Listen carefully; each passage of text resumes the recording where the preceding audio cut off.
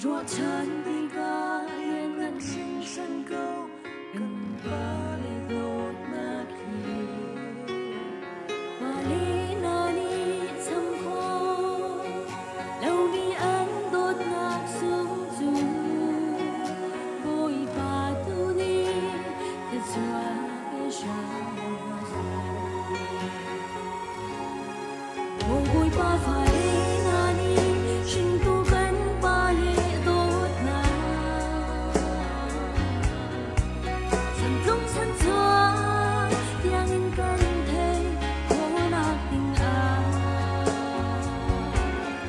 cần có thua lòng vì việc tê nắng tu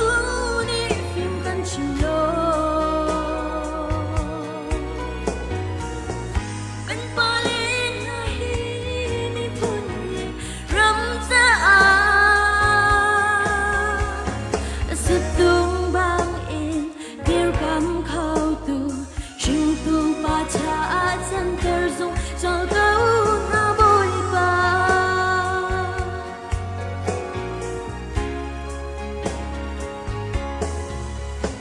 sinh tu gần ba lên na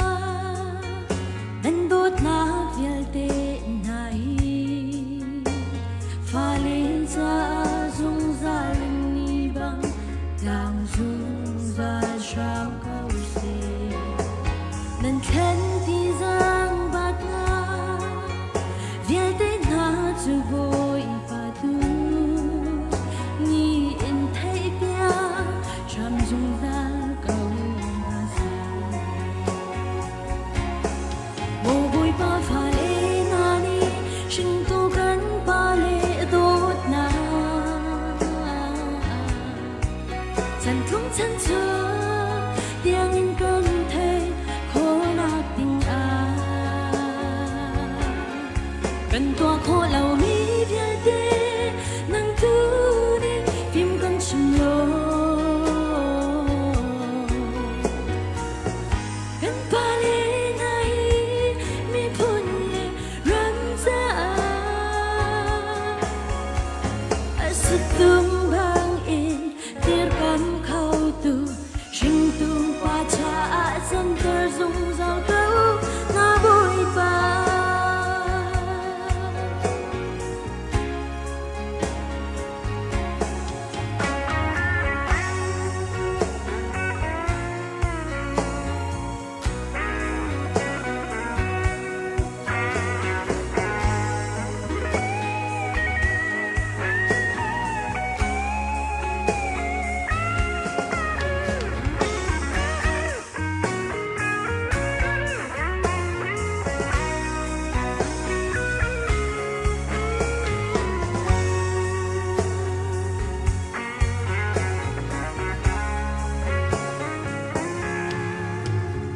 dây dòng vial tê sơ tu